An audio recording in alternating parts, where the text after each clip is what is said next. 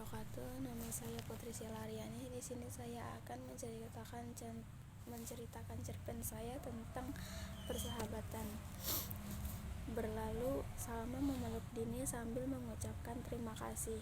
Beberapa saat kemudian bel berbunyi. Mereka segera meninggalkan tempat itu dan masuk ke kelas.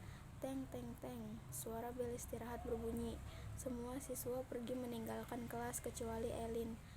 Tak seperti biasa, Elin yang ingin cepat-cepat keluar kelas kini hanya duduk tenang di bangkunya. Merasa rencananya gagal tadi pagi membuat Elin memikirkan rencana baru untuk menjatuhkan Salma. Lalu ia mempunyai ide untuk menuduh Salma mengambil dompet Dini. Setelah semua siswa sudah keluar kelas, Elin pun menjalankan aksinya. Ia mulai mendekati tempat duduk Dini lalu mengambil dompet yang ada di dalam tas dan menaruhnya di tas Salma. Elin segera beranjak pergi meninggalkan kelas agar tidak dicurigai oleh teman-temannya. Beberapa menit kemudian, bel masuk berbunyi. Seluruh siswa masuk ke kelasnya. Ketika Dini membuka tas, ternyata dompetnya sudah tidak ada di posisi semula. Dengan wajah panik, ia mencari dompet itu. Siswa-siswa lain ikut membantu, tetapi belum juga ditemukan. Akhirnya, salah satu siswa mengusulkan untuk menggeledah semua tas yang ada di kelas. Alangkah terkejutnya semua orang di sana ketika mengetahui dompet Dini ditemukan di dalam tas Salma. Tidak ingin orang-orang salah paham, Salma langsung membantah bahwa dirinya tidak mengambil dompet Dini. Namun tidak ada yang percaya karena bukti mengarah padanya.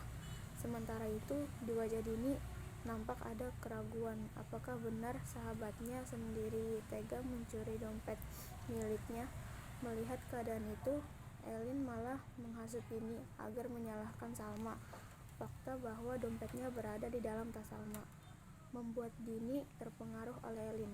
Lalu ia memarahi Salma dan mengatakan tidak ingin bersahabatan lagi dengannya. Salma hanya bisa pasrah, tak tahu lagi apa yang harus ia lakukan agar Dini percaya padanya. Nampaknya kejadian di kelas waktu itu membuat Dini sangat marah sehingga ia tidak mau lagi duduk di sebelah Salma. Salma jadi merasa sangat kesepian karena hari-harinya harus dilalui tanpa kehadiran Dini, sahabat yang selalu berbagi suka dan duka dengannya. Hal itu rupanya juga dirasakan oleh Dini. Meskipun ia sudah mempunyai sahabat baru yaitu Elin, namun keberadaannya tak bisa menggantikan posisi Salma. Memang Salma dan Elin mempunyai kepribadian yang jauh berbeda. Salma lebih pengertian dari Elin. Itulah sebabnya Dini tak bisa melupakan Salma, walaupun sudah dikecewakan. Hari kelulusan pun tiba. Semua siswa yang lulus mempersiapkan diri untuk melanjutkan sekolah ke perguruan tinggi. Demikian pula Dini dan Elin. Mereka memilih perguruan tinggi yang sama. Lain halnya dengan Salma, ia justru memilih menunda kuliahnya. Ia ingin lebih fokus dulu merawat ibunya sembari berjualan donat. Beberapa hari kemudian, Mirna nampak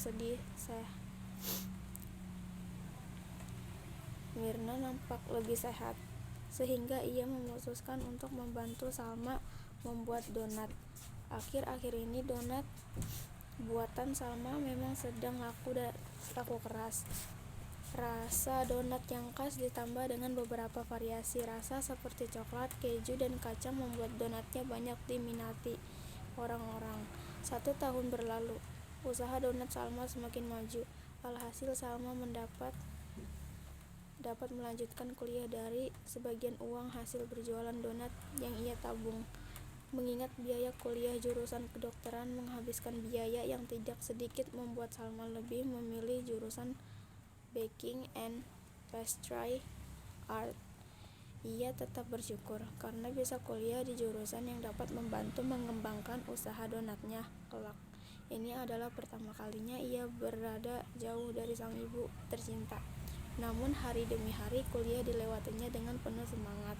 Bahkan saat menempuh kuliah semester 3, ia mendapat beasiswa selama 1 tahun. Beberapa tahun kemudian Salma lulus kuliah dan mendapat gelar sarjana. Begitu juga Elin dan Dini yang lulus dari jurusan Fashion Design. Meskipun tertinggal 1 tahun dari mereka, tetapi Salma lulus dengan predikat cum laude sehingga dapat lulus bersamaan. Pada suatu hari ketika pergi ke rumah sakit, ia tak sengaja bertemu Elin, di mana Elin terlihat jelas butiran air mata yang membasahi kedua pipinya. Dengan langkah ragu-ragu, Salma mendekati Elin, kemudian menyapanya, "Hai Elin." Elin yang terkejut melihat Salma ada di hadapannya langsung mengangkat tangan untuk menghapus air matanya. Entah angin apa yang membuat Elin tiba-tiba menyandarkan kepalanya di bahu Salma. Sambil terseduh-seduh, ia menceritakan musibah yang menimpa keluarganya. Elin bahkan berkata bahwa perusahaan milik keluarganya bangkrut karena ayahnya terjebak kasus korupsi, sementara ibunya sedang dirawat di rumah sakit. Namun ia tak memiliki uang untuk membayar biaya perawatannya. Mungkin selama ini tidak ada tempat bagi Elin untuk menuangkan isi hatinya. Maka dari itu dia menceritakannya kepada Salma. Meski masih heran dengan apa yang dilakukan oleh Elin, Salma ikut merasa prihatin. Lalu ia membantu Elin membayar biaya rumah sakit. Mendengar itu, Elin mengucapkan terima kasih. Sadar akan kebaikan hati Salma membuat Elin menyesali perbuatannya. Setelah ibunya pulang dari rumah sakit, ia menemui Dini untuk mengatakan kejadian sebenarnya. Saat kelas 12 SMA dulu, tanpa menanggapi ucapan Elin, Dini menarik tangan Elin untuk pergi ke rumah Salma. Tok tok tok, "Assalamualaikum." "Waalaikumsalam," jawab Salma sambil membuka pintu. "Dini, Elin, ada perlu apa kalian datang kemari?" tanya Salma. Kemudian Dini menjelaskan semuanya. "Maafkan aku Salma, aku begitu tega hingga tidak mempercayai sahabatku sendiri," ucap Dini. "Aku juga minta maaf Salma, begitu jahatnya perbuatanku dulu kepada kamu dan Dini. Aku benar-benar menyesal," ujar Elin. "Iya, tidak apa-apa, aku sudah memaafkan kalian," timpal Salma. Mereka bertiga lalu berpelukan. Sungguh pemandangan yang indah, bukan? Sekarang Salma, Dini, dan Elin sudah menjadi sahabat. Mereka berniat untuk